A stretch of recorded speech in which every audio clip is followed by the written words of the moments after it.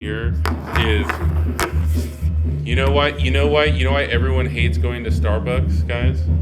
Because Do we press it? oh yeah, no, it's good. It's recording. Okay. Is What episode are we on? what did I post for the last? Did you guys see I had a last episode was me doing a recording with at a rap show. That was a while ago. That was like a month ago. Oh wow. I said up there and I was like, oh, this is gonna be something kind of fun. That's gonna be like 3 or 4 minutes long, and it was at a rap show with a bunch of like rap artists, like cool stuff, you know. And I just was trying to see who I could I don't know, like be in one of those like weird social media settings. And what's the magical episode? 16. We're almost there. Episode 14. 16 is when once you get. No, we're at past episode it? 14. We don't talk about episode 16. Okay. Oh yeah, so I think we got to introduce everyone because there's no visual aspect. All right. So Go for it. the guy that's bleeding. yeah, it's okay. The guy that's talking is RJ, the typical guy that's on the show, and then we got Isaac to my left, and then to my right we got the very special guest Amanda. She comes on every so often. This is my second time. It's her second time. Amanda, what do you hope to accomplish with this episode? Well, that's a lot of pressure. Just catching up. I think it's been a minute at least since I've seen you. It's been a minute for the jug. It has been it's been a very long minute. It's been very before we get into Burning Man. Yes. Like I will say, guys, like people not adapting to change, like right now the change is like it's like I can feel it. Like I'm like, oh yeah, the confidence is like as getting into a designer in my own lane now. I'm like, oh, I'm seeing the like outcome. Most guys that are designers don't, how did I say it? They don't get there until they're like 40, 41 too. And it's not like a money thing, just being like mentally successful. Because I'm noticing now that like, oh, as we were talking about a little bit earlier, because I'm working in this coffee shop and I sat, like I said, just doing one good deed for a friend like 2 years ago has come into this place. And it's like, oh, how did I say, believing in that one person and expecting nothing. This place has only been open for 2 years? No, well, this place has only been open for 4 months. She was at Mission Bar for 2 years. You got to think, she was at Mission Bar and just doing the cart. Just doing the cart. Like there was no. That's so cool. You know, and from where are we sitting right now? We're sitting off of near 8th Street, right across. Oh, we're sitting at Corazon Coffee, there you go. which is in Santa Ana, off of like 8th Street, right across from OSHA. Corazon. Dang, this place has only been open for 4 months. I did not know that. It's a really cool spot. I like it. It's a really great street coffee shop. Yeah. Like this is a very non-homogeneous coffee shop, but it's very as me and Joel have known. As I was telling you guys, there is no, like, this place is very, I don't want to say just community oriented, but very, like, connected. Yeah. Like, me and Joel walk around this area, and, like, I don't take drinks from anyone because I'm like, oh, I can get a free drink. I could be drinking for free every day of the week. It's, like, weird getting free alcohol from your friends living, like, as if I'm living in Cheers every day. And you get free drinks, and then now you got DJ residency. I can't pronounce that for some reason. You know, you got the DJ residency at the 4th Street Market, the food market. And we're gonna start here at Chapter 1 as well. Really? And I started last Monday, and I'll just be doing hi-fi bar stuff, hi-fi bar and like new age jazz and stuff. Yeah. And everyone, like I said, on a very good note, everyone wants to see everyone succeed when you show up. Yeah. Because every dude in this area is definitely judging you. Guys who are successful in this area, there is a lot of like self-made like street men who can tell immediately. You can tell talking to them that they can tell immediately what you're trying to do. Like me and Joel, like the guys that are helping us out, like dude, it's crazy. Wait, what month is the fire event? I know it's not on paper. The one that it's gonna be in November, probably early or late November. So listeners, watch out for an event that's coming out in November. sometime Yes. November. And then in January, Amanda, the special. No. The We special. don't, The that special. Is, that is just a conversation. It's okay. We got solid listeners. They need to know. In January, Amanda is going to host a wine and paint, a sip and paint at Quarter Zone. Oh yeah, hey, Yeah. let's put it down. No, really, let's Yeah. put it down and get it done. This is a Oh good my era to get gosh. it done. Yeah, like get don't it done. Sit, don't like it's sit a on good, ideas. Like it's because doing it here, everyone is like what I'm telling you. Everyone is art forward here. Yeah. But like legitimately will invest in you. They won't. It won't. It's not like wishy washy talking here. Like in here, the dudes here are like, yeah, I'm gonna go do this today. I'm gonna go do it's. I hate saying it's just it gets done. Like on a very you can meet someone and it'll get done. Yeah. They're doers, not thinkers. Yes. I like that. We're sitting in Quarter Zone, and there's a beautiful Latin music school right next door. So if you hear that in the background, it's not us not turning down the volume. It's just kids playing their hearts out. They are. I know. Those kids are ahead. They're doing good too. It sounds great. Yeah. We just gotta let the listeners know because there's no visual aspect. How's the music thing going? So guys, I had to drop that band. But Wow. So You quickly, dropped it? Yeah, I had to drop it Why? because it's just like I can tell you that there are certain personalities that I know are not gonna you're wasting my time. You're wasting my time, and I'll tell it to you in a story kind of way, right? So think about this, right? Let's say you show up somewhere, right, and there's a kid who says let's say you're playing baseball or something, right, or you're playing soccer and you're like that young kid, right, and you want to pick a guy for the team and you're like, all right, you're like I'm choosing you because you're the best batter, right, or you're the batter that you see the kid in the lineup, and then that kid just he misses a hit and he complains and then he blames someone else. That's his fault when it's just really just that kid just not having fun. You know what I'm saying? And he's already you guys have met those kids that overthink it and then blame someone else, and then they get too into their heads, and then they're working on it goes way further than that kid not just complaining about why he couldn't hit the baseball, or that he's like, damn, I couldn't hit the baseball, but that was his fault because of this and this, stupid kid stuff, right? So imagine this happened in this instance, but this instance had to do with therapy and drinking. You see what I'm saying? Where it's it's had to do with therapy and drinking, and you're an adult, you can't, We're too old for your this actions, you're too old, and your actions, I already know, speak louder than words, and I definitely know, one thing that I know is valid generalizations is that I come from I am the average person. I've had to work on most people, for most people, they have to work on things over a certain time. There's no accident. So, and for guys, most of the time, usually those first instances, but let's say you work on something with someone, because I love working on something with someone. You can tell a lot about what influences their choices based on what just things, like small things. And that's an easy one. Yeah. Drinking and blaming. So that was an easy one. It's drinking, therapy, and then talking about someone else. It's You can see where the train's headed. yeah, and he's not a bad person. Just hey, that shit makes me depressed because I've been through that a million times. That makes me depressed as a person because I'm you're at this point in your life where it's no one can really. We're gonna go nowhere so fast because you're stuck here you're at this point in your life, and it's if you're stuck here and you're already over 25.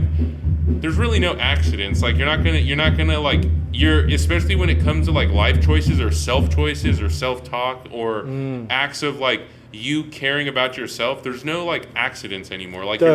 You're not gonna accidentally get better. I know you're not gonna at 20 it's different. At 20 there might be a small chance you accidentally might get good at something. The visual representation of that we just saw recently is everything everywhere all at once. Yeah. It's that movie. Have you seen it? Yes. Yeah. So in the timeline, every time that the lady made a decision, it completely altered her pathway of what she did in life. Yeah. And it's so after watching that movie, it really puts it in realization that every time you wake up, every single day, every single second, you're making a choice Yes. to do something, and your choices really do add up, and it's the compound effect. Yes. Just like you saying that 2 years ago you took the opportunity to help a friend, and now we're sitting in that friend's coffee shop. And Yeah. You're pretty much like the big factor that made this happen. So that's pretty cool. Yeah, and Amanda, when has that happened to you? Oh, sorry. I'm. Zoning I was, out. no, I was I looking saw at it. the. I was looking at the painting over there. Can you repeat the question? When has there ever been a time where you made a small decision and then it turned into something that was a lot larger than you thought it was going to be? Yeah, I had a little too much alcohol and moved out of state. Oh yeah, I guess so. That changed the entire trajectory of my life for a year. Explain that just real quick.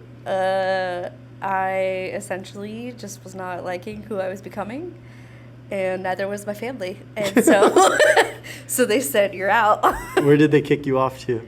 My grandparents' farm in the middle of Montana, What city? Just for them to look it up. Cohagen. Cohagen, oh Montana. my god. It's Oh, no. literally in the middle It's literally of like, nowhere. it's literally That's it's like nowhere. 5 people. It's It's- like 5 people in the city. And it's like 4 hours to drive to the grocery store, and then 4 hours back. You have to You bring have out to a bring cooler. ice coolers to go to your grocery Dude, store. I I had will no tell- service. It was She it was didn't- actually so much fun. She didn't know that there was well water. She didn't know Oh. you can't drink well water. Oh my gosh. So like the property, the only water that they had on the property is well water. So you can wash dishes, you can wash your hair, but you can't drink it. And you can't So- cook with it. But she's used to just drinking your tap water. So she drank the tap water thinking it was tap water, but it was well water. She had the worst food poisoning, and she couldn't do anything because there's no doctor or there's no Oh my there's no God. hospital. I was She- stuck in the bathroom for literally like 2 days. by herself. No, well, Nobody was on the farm with me at that point. Yeah. I was in the middle of nowhere alone. I can't do that. I can't imagine that. That's like. It was fun. Like yeah. aside from that, aside from the well water. She shaved. Wow. She saved a cow. Yes. She got to hand pick one of the cows to not get slaughtered. Yeah. That was She's like, "Don't kill Mama." The cow's name was Mama. Wow. Yeah. Yeah. It was pretty cool. She has incredible stories about that. I didn't think he was going to turn into that, but that is a great example. But I like how you said drinking. Drinking is I think in 2020, what we're going to be 2023 going into 2024. Yeah. I will say, I'm not going to say like drinking is great if you're like good to go, like mentally, like in terms of ease off to like to use it for the actual effect of like the drug. But Yeah. I do think that like there is like what happened to you. It's like, oh, for most people, that's what has to happen. Like you have to like I'm not like that, but it's like weird. It's weird because I'm like a person who, when I see somebody, I'm like, damn, like it's like you're at that point in your life. Nothing bad is going on, but it's gonna teach you like this guy. Like for instance, I saw it immediately. Like you're like, dude, like you're blaming you're what is it? You're condescending your own thoughts and you're condescending in your own environment. Like you're using your environment against you, and you don't even think about it, know it, or even know that your actions are affecting more of your you can understand, like it's like an echo chamber. It's like, oh, you keep feeding those thoughts, and it's like, oh, your environment is clearly giving you back everything that you need and want, but you're getting everything that you actually I guess everything that he was, not even a guess. To do long story short, is drinking really can really put you in your environment. It puts you, because it'll make everything seem like it's where you should be. And I'm not gonna say that's like a good thing, but it's like it's kind of like a fungus analogy. Like it's putting you where you need to be and spread around. But I'm not gonna say in a good way. It can go both ways, but you'll spread around like a fungus, and as soon as everyone associates you with that guy that's drinking Yeah. and doing that, it's spread. Like I said, it's like a fungus analogy. It spreads, and then you're like, oh, now I know how more people, like I said, now I know how more people associate with you, would assume about you, like things that I'm like, oh, before I didn't think about those things very much, but as I'm gonna go further with art stuff, and I'm trying to do deals with people around here, I have to think about all those things, because I'm like, oh, hey, like Your reputation matters. my reputation's gonna matter, and how you are perceived is really gonna affect how I am perceived, because Yeah. it's like, oh, I'm trying to dictate a certain value now that is Yeah. building, where I'm like, oh, I can't. It's gonna fuck my shit up if I know, and it's Yeah. weird because when I was younger, I just remember, I don't know, we were all younger. I just remember not thinking about those things. Yeah. I remember just thinking like, oh yeah, whatever, man. Like, or it's just like you're saying whatever, but then you realize you're like, oh, I can't say whatever. Like at this point in my life, I literally can't say, you know. No. And that happens with the fire community, because like when me and Amanda go to certain circles, we see certain people not hanging around certain people. And you see like that same group of people just it's like an unspoken thing. Like people just don't like to associate with them. Yeah. And then you find out like those dudes are like kind of low lives, and they like steal, or they con people out of money, or they try to con people for just their generosity. Yeah. And you're like, oh, that's why no one associates with you. They're just not living with integrity. But you could see it. Like you could come to these circles and you could see those few people getting like not almost ostracized. What's the word? Ostracized. Ostracized. Yeah. That's really weird. But yeah, your reputation is what matters. And it's not even about your reputation. It's more about who you are, who you choose to be. And do your values and your morals align with those people as well? Yeah. Yeah, because if you rock your shit, people usually are about it. Like in any way. Yeah. Like if you show up and do like Brenda. Yeah. Yeah, exactly. She's badass. Yeah. Brenda's like Garrett's and Isaac's friend that she's been like seen goth or punk ever since high school, and she really rocks that look and like Very cool. that attitude. And she's never had to fake it. She's always been about it. That's And awesome. she carries the type of energy of like badass bitch. Yeah. Yeah. She shows up every time the same. Yeah. She's not trying. Yeah. It's really weird. She's the reason why we got into so many punk shows. That's pretty cool. It's very, very cool. Have you seen Garrett's movie? Oh yeah. No. Oh yeah, we went to Garrett's Was it good? It was good. dude, are you kidding me?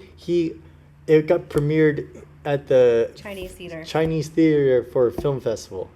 That's excellent. Dude from Orange County. Yeah. Like the film festival had a crazy amount of movies. Yeah. I'm sure they had it might have been like a pay to play, whatever it may be. They got a film produced. They put money into it. Garrett starred in it, and it was at the Chinese theater. Really weird. That's exciting to hear. Yeah. It's exciting to see like the homies like do that, like, you know, really going forward with like art stuff like that, because you're like, fuck, dude, that must have been so hard. Well, we know it's hard because we've seen Garrett he's been on stage since he was in second grade, and then he's been in countless films. Went to film school. Yeah. Dealt with his mom. Came back. Yeah, I worry about him every day. You worry about it because, like, dude, me and Joel worry so much sometimes because the drinking, and I know he has control over it. Yeah. But it's like the drinking thing is always very worrisome to me. It's wild how he's able to.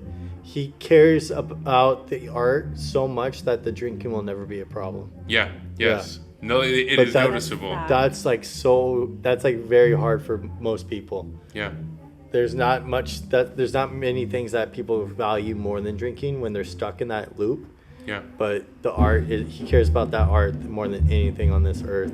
Yeah. Yeah. He's dedicated. And his film knowledge, oh my God, we need to get him more back on the podcast. I think we will. Yeah. I think with the studio guys, like we will. Well, tell the listeners about the studio. They don't know about the studio. Oh, we're gonna get a studio. No, you have a studio. Oh yeah, we have a studio. we know because we just got it last week. That's so cool. And we're gonna have it here off of 4th Street in downtown Santa Ana. Yeah. And it's gonna be we're gonna be here for like, I don't know, the uprising of just whatever the fuck is like going on. Like, you know, because whatever is going on right now with just everyone pushing forward in their lives, it's like, oh, it's a really good flowering period for not just artists, but anyone doing anything that they would want, anything that someone would ever want to do has every choice in front of them. Like, it's like when I'm telling you guys, like, with just, this is the studio. This is like, getting the studio was just me and Joel being like showing up for a DJ gig. Like, I want you guys to think like I was like, oh cool, you guys just showed up and look, because Joel specifically was like, oh man, because you gave me back my wire, like I can trust you. Joel just gave him back a wire from a speaker for a PA system. That's how much that guy doesn't distrust people. Yeah. So you get what I'm saying? Like, think about how wild that sounds. Wow. Just from doing something so simple like that for somebody. Like Yeah. it's like mind blowing. Yeah. Yeah. And yeah, well, not to switch gears straight into it, but at Burning Man, we saw some people being dishonest at Burning Man, and like you go to Burning Man with like the intent to be rely on yourself, self-expression, disassociation with like the normal world. It's Yeah. more of an experiment than it is a festival. So it's like an experience. Yeah. It's an experience of what it would be like if there was no money, because there is no money on when you go to Burning Man. Everyone's just giving out stuff. Yeah. So that's one of the factors. There's many factors that take part of Burning Man, but we saw some people being distrustful as far as like what their actions were. We won't say what they were because I don't want to like put them on the spot, but we saw them acting out of character, and that caused us to disassociate with them now. And it's just like really? it was such a small thing for them. Like they're probably going to be like, why? I don't understand why RJ and Amanda don't talk to us. But it's just that one action was very clear for us to be like, yeah, we don't want to associate with that person now. Very clear. And it's so it's almost as small as that stupid cord. Like, yeah, but it's exactly. Yeah, it can be just as small as that stupid cord. Yeah, and you're just like, Yeah. you're just like, yeah, I know the person. You're showing your colors, and like you're showing who you are, and that there's nothing wrong with being that person. Yeah. But we don't want to associate with that. Yeah. Yeah, so that was really brings up a good point of like, it's like all those like biblical things, like just always do the right thing. Like it's not hard. Doing the right thing is just doing the right thing. Also, doing the right thing when no one's watching. Yeah, So- that's what I mean. Like just do it. It's not hard. It's pretty easy to understand what the right thing is too, without even someone telling you. Yeah, and it is it is really hard. Like Yeah. I will go. So wait, how was Burning Man though? Just go on, keep going, keep going. Go into it. Yeah.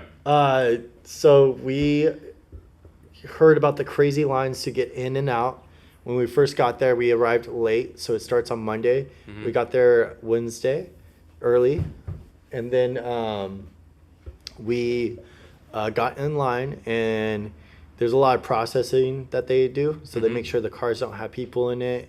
They ask you if you've been before. They give you some pamphlets. So that whole thing took 45 minutes when there was no line, but it was just really slow to get in. And then you're greeted by a line of naked people. And it's like a line. Like there's 9 rows, and each row has like 5 naked people each row. And like these are some attractive, some old, some young, just naked people. And then they say, hey, is it your first time? You say yes. They get you out of the car. They give you a big old hug. And then they have this gong in each row that It's a bell. it's a bell. Yeah, And you big get to bell. ring it to tell the whole city that you're a virgin. And then they ask you if you want to roll around in the dust, because you're going to get dusty. So then I rang that thing so hard, I made sure everyone knew I was there. They were so shocked on how hard I hit that thing. And then they asked me if I wanted to get in the dust. I made a dust angel.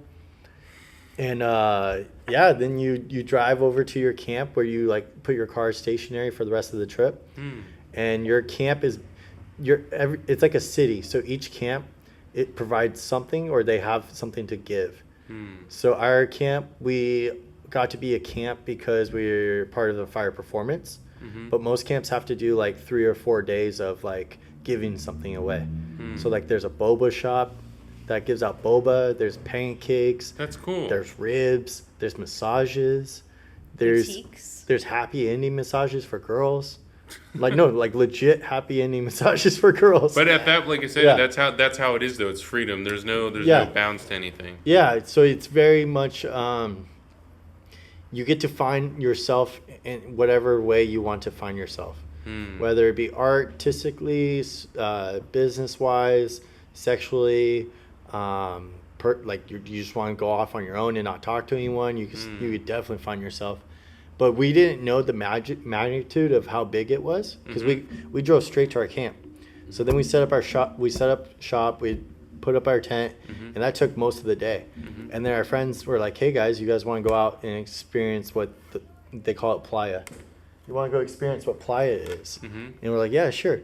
So we didn't get to see the day during the day.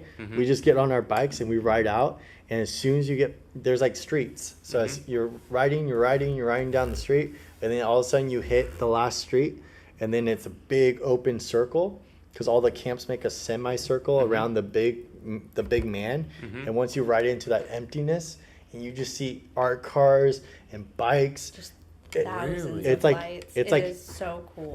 It's like New York if New York was just bikes.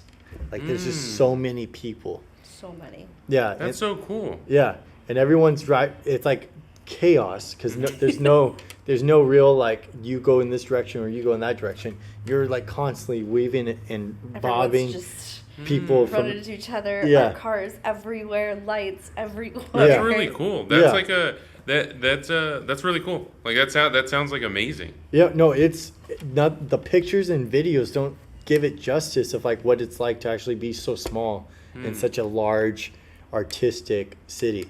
And then what's really cool is once you start to drive around, you start to see these art pieces or art cars or these camps, you start to realize everyone is on the same boat. That's the cool part. You start to realize like how the hell did they get this stage, this equipment, and this production out to this desert and they didn't get paid. No one gets paid. They're all doing it for the city. The DJs don't get paid. The artists don't get paid. The fire performers don't get paid. The only people that get paid are some of the people that set it up and have it organized. Yeah. So everyone's in the same boat. Everyone's providing something for the experience. And then you start to really live in gratitude because you're just like, Jesus Christ, this is insane what these people brought to the city. That's really cool. Yeah. That sounds amazing. Yeah. It's And then, of course, the rain happened. the doom. Yeah. So then we had 2 good days of just pure bliss. Some of the best weather. It wasn't hot, no dust storms. And then all of a sudden the rain came and it basically just put a stop to everything. So we only got like 3-4 days solid of like good experiences of like what Burning Man is. So it was like a taste. But once the rain happened, people still partied, but everything was walking. Yeah. But they postponed the burn of the man, which they haven't done ever. They had to postpone it 2 nights. So it was supposed to happen on Saturday, but it happened on Sunday. Monday. It happened on Monday. Monday, yeah. And then after they burn the dude, as soon as the burning stops and it's just a pile of burning crazy amount, like a big circle of wood that's just burning, everyone strips down naked and starts to run around in circles around the Really? yeah. That's cool. Yeah, and at first you're just like, these people are crazy. Like Yeah, but Yeah. it's like that's like sounds like Yeah. that's the Burning Man experience. Though. Yeah. Oh. But then you start to see them doing, you're like, Yeah. that looks fun. Yeah. And then we went off and we saw another burn happen. And then we came back and the fire was still like really big. And then I was just like, you know what? I want to get naked. Yeah. So then I got naked. And then my friends, as soon as I said it, they're like, dude, I'm so happy you said it because I've been wanting to get naked. So 2 of my friends joined me and we all got naked and we did fire spinning in the circle. It was really cool. In the fire. Yeah. It's very cool because like I wasn't too fond of the whole nudity as far as like myself. I didn't care about other people, but I was worried about that. And then and then as you're there, you start to realize that every single person that is there, everybody's kind of on the same like wavelength of that nudity is not a big deal because it's just a vessel for your soul, your body is. Yeah. And that's how it's perceived completely out there. It's not really sexualized unless you go into the areas where that is acceptable. So it was very cool and very, very liberating. Yeah. You know, to just experience in general. Yeah, I think my biggest takeaway is I live for experiences and perspective, because I think there's something just so valuable about seeing a different perspective. And I think that's like people say films are enjoyable because they're an escape, but I see it in a different way, that they're enjoyable because it gives you perspective. Without so it doesn't, you're allowed to see something in a different way without going out there to experience it, and that's enjoyable. But then what's really incredible about Burning Man is, like, every single second of the day you're having some type of perspective that you just never thought would happen. Like, that's cool. You're sitting there eating lunch, and like a naked guy comes running around with like in a Viking uniform, just like acting like a fool, just expressing himself. Or you're riding down a street and you see the orgy dome. You're just like, oh my God, it's real. It's a the orgy domes and like the cuddle puddles and all that always sound freaking like. Yeah. Those sound nuts, because I've heard that from others, just like in a lot of fitness stuff. But I would say, what's funny about that stuff that I would be very hesitant is like just STDs. Like, I don't know what it is. I'm very like I know probably most people are fine, but there's like, statistically, I'm just like, oh, you're gonna catch one. You're gonna catch one. There's not a problem because we live. But then this is me knowing like, oh, that's actually not a problem because we live in the 21st century where there's antibiotics that it's really not. You know what I'm saying? Like, going into like what you're saying, there's actually not a problem. Because you can take antibiotics and be fine. Like, just me getting out of like having to always go back to like thinking of that mindset. And I'm like, oh, I just was like, oh yeah, that's right. That's just how it is. And it's like, that is like freedom. That is like true, like utmost blissfulness. Like, where you're, on a very side note, I just helping out another homegirl doing her BDSM event. And put the plug in. When is it? I don't think she has a date yet for it. Okay. Plug in the next episode for the local listeners. But I watched people judged even like more heterosexual men for going to the event in this area, and that's on a smaller level. You know what I'm saying? That's on a small scale, like here in this area, where that's something that's like in LA or just somewhere where your late night warehouse past 1 a.m. kind of event. But it was here at 10 o'clock to like 5 a.m. Yeah. With like naked women all over the place, like albeit, like you said, just that concept. Like, it's like, oh, but when you come in the next day and people are like, oh, hey, Isaac, what's good? You were there.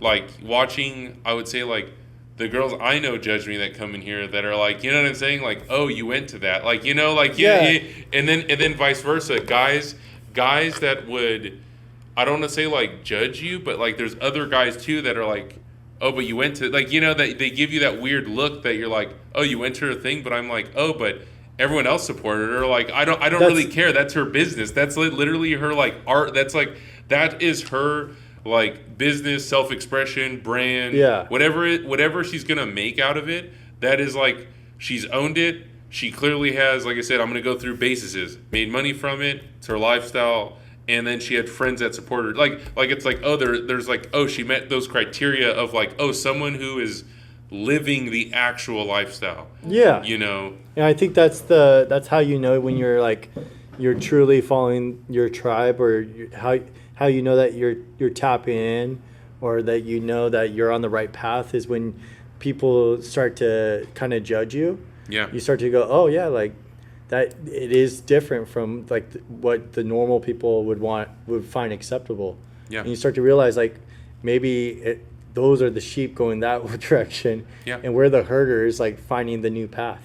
Yeah. Because like it was really hard for me. I went to a bachelor party this past weekend. And to be at the bar and just like see people just like not talking to each other, and coming from Burning Man, where like Burning Man, like you couldn't be, they have bars at Burning Man and there's no money, so you just show up and you get whatever you want, but you can't be at a bar by yourself at Burning Man and no one talk to you. Like as soon as you sit down, someone's gonna be like, "Hey man, how's it going?" Yeah. Even at the ramen bar, like it wasn't a regular bar, it was just a ramen bar. Yeah, like people, there's not one place you could go without being talked to. Yeah. And like they'll respect you if you say, "Hey man, I'm just trying to have my own journey." They'll be like, oh, "Okay, fuck your burn." That's what they say. And they'll walk away. But at the bar, at the bachelor party, I was at this bar and I was just looking at everyone, and everyone was just like, there was fights. Yeah. There was like stares. There was, I can't believe you're looking at that girl, you fucking pig. It's like, are you kidding me? He's your partner. And you're calling like if you're calling him a pig, you probably should. That's crazy. You got some issues you work out. And like, why can't he not look? That girl's beautiful. Like, she's just walking by. You're getting upset about that, or like the football game went into double overtime, and the girl's like, "If you don't leave with me right now, we're breaking up." It's like, dude. That's just crazy. Let me do you a favor. Break up with her.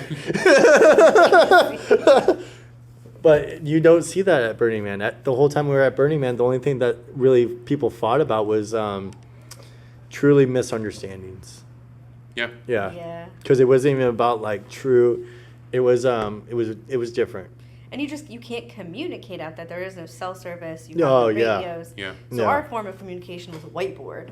Yeah, if you're going to Burning Man with a girlfriend or boyfriend, get yourself a whiteboard. So you can communicate where you are and what you're doing. Because if it's so easy to get lost. And we told each other, if we get lost, just go back to camp, write your feelings on the whiteboard, whether it's like, hey, I went to so-and-so. If you want to meet me, I'll be there all night. Or, hey, I'm going to be in the tent. I'm going to just pass out. Feel free to come in. Just write your feelings on the board. That way, if we get lost, we know at least go back to camp, check the whiteboard, write a note, and then leave. Because you don't want to spend your whole night trying to look for someone. It's impossible to find someone. Or waiting for somebody. Yeah, or waiting. And, if you ever go have the mindset that you're going to do it by yourself, and no one's going to be there to help. And you'll have a way better journey. Because most of the fights is like, we saw someone just get so mad. They're like, I've been wanting to do this all night. I'm going to do it right now without you guys or with you guys.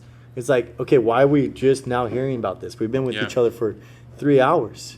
I didn't know what you were talking about. Yeah, out in the middle of the desert, and the person was like, we're going to do this. Oh, no, okay, no, I trying to spare details, but yeah, people, the desert really does get to people. You'll see when you go out to Moontrap. All that stuff though is so great. Like you got to think all that. I know that all that stuff because like I'll give you guys my perspective. Most things like I already know that Joel knows because Joel laughs about this, but like what you're talking at the bar, like everyone's judging you every second of that, like in the worst way possible. Yeah. And it's so strange because one of the things that I would say growing up was in every facet, and I've talked about this, like, right now in my dating life, every girl just assumes I'm the worst guy. They don't know me because of like the way he looks, the way I look, and the thing is, the guys who look like me don't talk like me. Yeah. There are guys that will lie to themselves and perpetuate the lie and go further, and then like you said, diving into that girl's life, and then diving into like 30 other girls' lives, right? Yeah. And since I'm like an adult male, I can only talk about like male perspective, but it's like, that's the assumption. Like with me, that is like, it happens more predominantly now, more than ever. And then on top of that, it's like, before it was like, okay, like, you know, it actually helped me out quite a bit. Like it helped me be like, cool, I got to go do my own thing because I'm not the guy that people keep perceiving, and I had to keep proving to myself that I'm not the guy. And then I also lost in that fight because then I was fighting for somebody else's thoughts. Like, you know what I'm saying? When you realize you're like, this is wasted energy at some point in my life because I'm like, I'm trying to beat that person. I let all those people have so much control over my life because I was trying to beat them at a game that they just started. That wasn't even my life, you know? Mm-hmm. And then you have to like, you know, undo that kind of stuff. But it gets into like learning like the WEC method stuff. That's like my instance of like, cool. Like as soon in design and all these other things, and I'm like, I'm going to keep going. And it's that bar analogy. Like if I go into a bar or going in to do something, it's like, why is if everyone's so dressed up to be in this like hypergamous way in a dressed up area like in LA or these areas where everyone wants to know where they sit in a hypergamous scale, well, and you don't want to get acknowledged for that, or you're waiting for the right type of person to acknowledge you in your hypergamous scale, you're waiting on life. Yeah. So now you're I know you're waiting on life because you're waiting for this like hypergamous outcome. And my problem with that is that like, oh, like it's not a like thing, it's just my problem with that is that like, oh, hey, cool. On top of now understanding that that's where, like you said, going alone into things or going into like things that I'm like, oh, I have to go do this because it's like that's what I have to do. You realize that, God, that a lot of people in these areas have their, I don't know what the word is. It's just like they're stuck in that. They want that gratification of, like I said, I guess it's hypergamous. Like I can tell you with like a full on, if you're taking a look at someone and you're basing it purely off like eyeballs, it's like, oh, you're already like in that value, and to not acknowledge it, or just to let it go, like let it go and go shoot your shot. Then in life in general, just go work on that project you should have, or go meet that person you should have.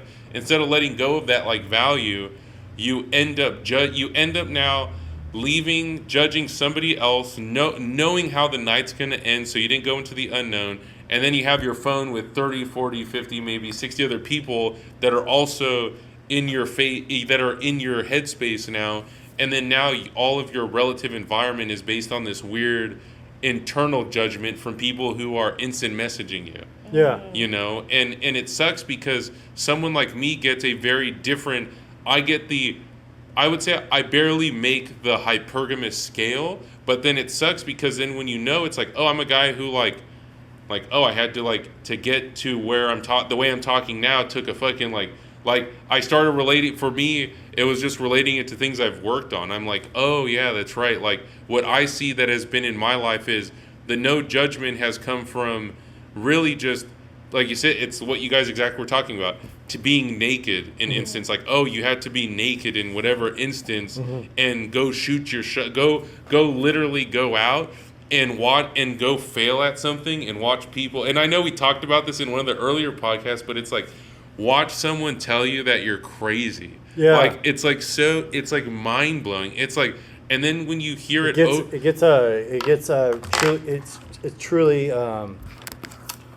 truly an addicting feeling to have people constantly be confused about your personal life. Yes. It's a fun and awesome place to be in when your coworkers, your friends, your family, they're all confused on how you do what you do and how you're able just to continue to do it, whatever that may be. Because they're just like, how do you, people tell me all the time, how do you have all the time to do all this stuff? It's like, because I have I have the same amount of time that everyone else has. Yeah. I'm just addicted to trying new things. Yeah. So what you see on the outside in your perspective is me having all the other things I used to do too. Yeah. But that's just not the case. I'm dropping those things to make time for these things. And I'm gonna drop these things pretty soon too and do a new thing. Yeah. Because I constantly like trying new things and experiencing life. Yeah. You're just stuck on doing the same cycle and going through the same cycle over and over again and thinking you're having fun or you're being complacent. It's weird. I love that feeling of like people coming up to me and be like, RJ, you need to calm down. You have too much going on. Yeah, I get told the same thing. Yeah. You have a studio now. Yeah, we Isaac, have a studio. You work at a coffee shop. How do you have... Yeah, how can exactly. you afford a studio? Yeah, I know exactly. Like that is in California? Like exactly. Like you guys got to think like this is the first instance that I'm like, oh, this is like one of those rewards in life kind of thing that I'm like, oh, I've seen people take this shit for granted. Yeah. Especially in this area. But but what's cool about us is that you had someone since we're all like-minded, we have friends that do things like us. Yeah. They have the same personality type. Yeah. And we saw Tommy, of all people, have a studio. Yes. And that's incredible. Yes. Because Tommy doesn't do that kind of stuff. He doesn't. But he was dedicated to his art, and he knew that he had to have a spot just for his art. Yeah. So that was very inspiring. Yeah. That definitely paved the way of like, yeah, it's possible. Yeah. Yeah. I like that. And now you have a studio. And yes, and now... And Amanda's doing wine and paint. I would like a studio. Does he have any more? No, you know, we'll have to see as time goes on, but this is gonna be like a cool guy to do stuff with down here because he's definitely here to help people. Like he's definitely it, but it's very like humbling. Like I will say it is very humbling. Like it is very like, oh cool, we get this. Like I can't wait to show it to you guys right now. But I'm like, I don't know. It's like probably the most humbling experience, as I have gotten a lot of doubt from others about what my ideas are. Not even like finished things, just like, oh, this is an idea. This is what I have planned out. I know it's always gonna I'm gonna try it. It's probably not gonna succeed, but I'm gonna keep going anyways because that's like not the only choice, but it's like, oh, that's the pathway I think how I don't know what's gonna happen, but I know that's the pathway of like least resistance, where this guy knows exactly me and Joel are on the pathway of least resistance. Like in the very, I don't know, in the way that everyone in this area has the same opportunity. That's the part that I'm like, oh, it's like you said, when nobody's around not seeing you, that's, like you said, that's the most important thing. That guy knew, how did I say, we didn't know that guy existed, but he knew we existed by just working in here. You know what I'm saying? Like shit like that, where that guy's like, oh, cool. I'm gonna, like, you know what I'm saying? Like, whatever we said to that guy, as soon as we started talking, he already was paying attention. Oh, that's cool. You know what I'm saying? He's one of those, like, Mr. Geppetto, essentially. He's like, don't go to the bad wolf over here. Like, come back to the shop. Let me work on you for a minute. My man. Oh, one more thing. If you guys can find... So, there was a strain of mushroom I had that is... I found out that is rare. Yeah. That is actually not street. Like, I was like, oh, so... When we were getting Sacred Fruits, I think I lost that plug. I don't know what happened to the guy, but he hasn't texted me back. There was a strain I get called Ghost. Have you guys ever had Ghost? No. Every other person I have just asked that to said the same thing. And I was like, uh-oh, like, can't find it. I can't find it anywhere. I can't find somebody who has that strain of mushroom. And it's crazy because when you find that, how did I say it? The guy I knew was already a cultivator, but I don't know what happened in his life because now, like I said, he hasn't texted me back in weeks. But I'm just like, oh shit, I was giving that stuff out to friends, like just like hanging out and stuff, and realizing it's called Avery Albino's Teachers is like the nickname of it. It's like the original, the OG like Dracula of Avery Albino. It's one of the OG like strains, but it's. You can't get it off of like a street guy. It has to come from a cultivator. The more I read that, I showed it to another friend in here, and they're like, "I've never had that." I'm like, "Do you know acid is mushrooms?" Yeah. Yeah. Yeah. Acid is a fungi. I didn't know that. That's crazy. We only found that out because of that documentary. Yeah. Wait, did you guys watch the Paul Stamets one? Is that the? Is it the Fantastic World? No, we watched. Okay, no. That one's really good. Yeah, I like that one too. The guy that his trip was in the trees. Yeah. That he has a mushroom hat. That guy's insane. That guy's cool. Taking 6 grams for your first trip, and then he's in the middle of the wilderness, and then he climbs up a tree, and then the rain comes, and then thunder comes, and then lightning comes for your first mushroom trip. Oh my God. And then you decide, yeah, that was a good experience. Let's make this my life. That guy has a different mindset. I want that guy's mind. Yeah. No, that guy's cool. Yeah. He's living a life for sure. All right. Well, my meter's going to run out, so this will be episode 14. 14. You forgot. All right. Have a great day, guys. Have a great day.